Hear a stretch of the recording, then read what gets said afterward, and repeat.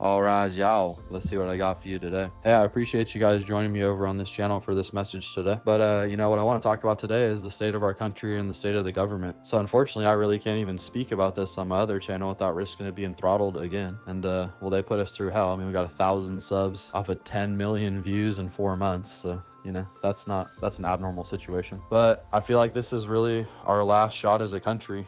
Personally, I'm preparing to take off and travel the world if the Democrats get back into office. The bottom line for me is they just tell you that it's 70 and sunny and you're just out of your mind, that it's just a raining shitstorm every day, but it is. And you can go look at the people that redo their Walmart carts and see that the costs have doubled or tripled. Personally, I know over 100 business owners because I sell wood nationwide and I know them good. And one of the biggest pet stores here in San Diego, one of the owners that had been there for 20 years sold his share and left because they were so upside down. For the first time ever, they were in debt, and it was like $120,000. And the bottom line is people don't have the same discretionary money to spend because the inflation's out of control. And I'm going to help you out. The reason why it's out of control is because the gas prices are through the roof, and they came in and signed executive orders to stop drilling, and everything's delivered on a truck, and that immediately made prices skyrocket. And then we have all the illegals coming over the border, and the bottom line is we already have a supply and demand issue with the housing, and they got to go somewhere. And the reason why we have a supply and demand issue with the housing is because they've put regulations on it that make it impossible to build. So the way our lives have gone, my business is like not doing anywhere near what it was before. And I'm having tight months. I've gone through all of my savings personally, just trying to stay afloat. And so have all the other business owners. And here's the deal. They're going to tell you the economy's doing good, right? Then why did Red Lobster close? Why did Walgreens shut down 1,000 stores? Why did Sam Ash close after being open for 100 years? Why is Hooters closing? Shall I go on? Because the economy's not doing good.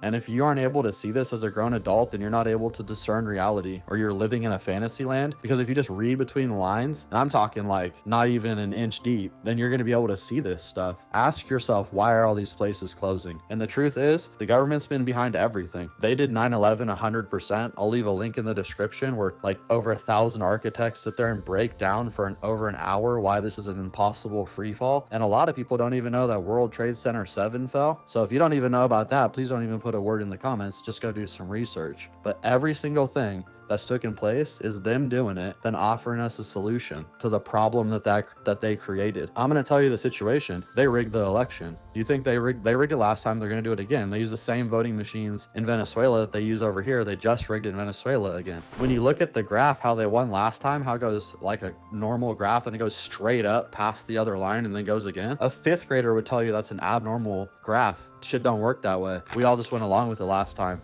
So they're going to do it again. And 4 more years of this is going to have 3/4 of us homeless. And, that is what it is. And personally, I can't really afford to buy a house. I can't afford healthcare. I can't afford to have a kid. The women are trash, so you can't really have a relationship. So personally, I've made a decision, like, why am I here? So I can just sell my business for a couple $100,000 and take the money I have, keep making internet money, and go to Thailand, chill for a month, go to another place, chill for a month. I don't have to keep doing this. And really, the truth is, I can't, as a grown man, sit here and continue to complain like a little and do nothing about it. And I can't change everyone. So if everyone's going to go along with this shit again, then I have to take my investment, my time, my effort, my tax dollars somewhere else. And traveling the world and going to Europe and different places doesn't sound like a problem for me. It sounds like a great time. It sounds like a wonderful adventure, rather than sitting here and not being able to afford healthcare, but the illegals get it. Not being able to afford a down payment on a house because the shit's so out of control. It's like $100,000 down, and then the mortgage is twice as much as the rent. Who's doing that? So everywhere you turn, they tell you, no, everything's going perfect. But when you actually do the numbers, which isn't even hard,